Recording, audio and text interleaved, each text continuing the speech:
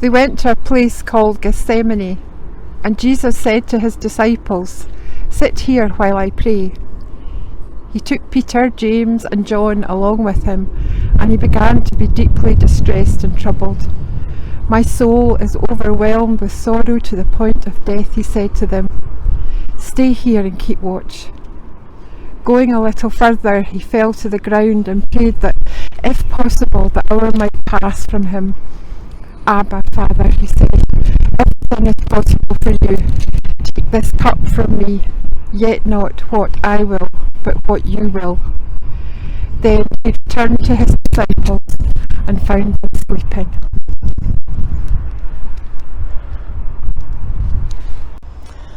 It was another sleepless night, yet there was no way round it.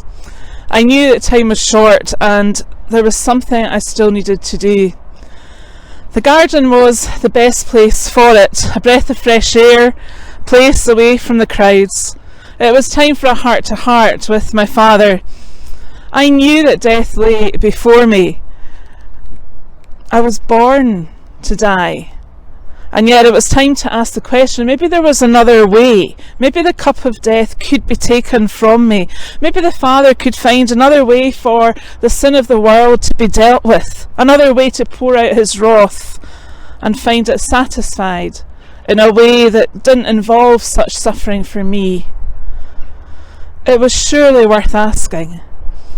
And yet it wasn't so much asking as just having a conversation with him about it. And once I'd spoken with him about it, I realised that my question and my prayer had to change.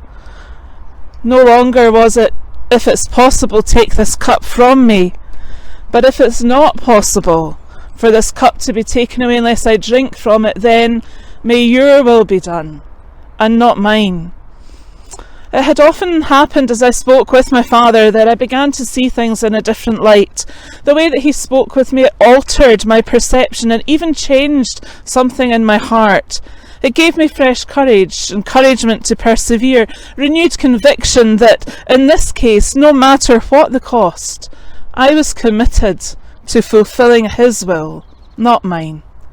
I was committed to ensuring that his will, not mine, was done. But then prayer has a strange way of changing us, even when we might come to it with the intention or hope of changing God.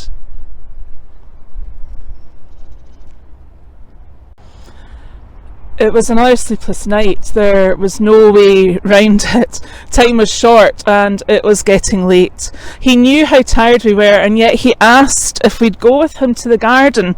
And it was just the three of us, and at first we thought, oh, typical. The others can just go and put their heads down, but not us. But then those selfish thoughts vanished when we realised the turmoil that Jesus was in. We could see that he was overcome by sorrow, so of course we'd be there for him. We'd never let him down. We'd just told him that hours before. And in the garden, away from the crowds, there was space to breathe, space to think, space to be. He wanted us to watch and pray. Not so hard, really. However, I don't think we realised the intensity of the moment. What was it that we were to watch for? Whatever it was, we missed it. For that sleepless night became sleep-filled as our eyelids drooped and we nodded off to sleep. Oh, the shame when he came and woke us. The way he phrased it, "Could you not keep watch with me just for 1 hour?" Honestly, how hard was it? And yet we'd failed. However, with Jesus, failure was never usually final. And so it was that night, and clearly his conversation with the Father wasn't over yet, and he invited us that time to join him in that conversation, to watch again with him and to pray. And he could see that we wanted to do this for him, to do it with him. Our spirits were willing, but physically we were weak. Now, as I reflect back on that night, I realise that the watching and the praying that night was particularly hard. Now, as I understand something of the spiritual battle that was raging that night, the temptation that Jesus faced in the desert before his ministry began, before we knew him, well, that was surpassed in the garden. The same tempter was at work, seeking to thwart the work of God, seeking to throw Jesus off course. He managed to weaken us and we slept. But thankfully, Jesus overcame. I realise now that we missed an opportunity to spend the last moments of his freedom with him in this holy conversation that was to change the history of the world.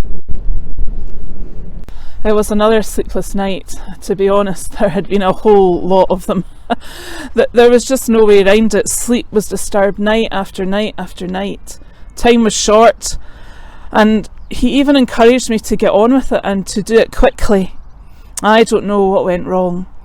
We'd been so close. I had admired him, respected him, gained so much from him, and sharing these years with him had challenged me in ways I'd never expected to be challenged. The values that I'd grown up with had been turned on their head. The first would be last, the last first. Enemies were to be loved, not hated, and what was inside a man was to be more highly valued than what was on the outside. Status unimportant. We'd to become like children. It was all so revolutionary. It sounded utopian, and I bought into it. I loved the sound of it, but it was the living out of it day after day that I struggled with.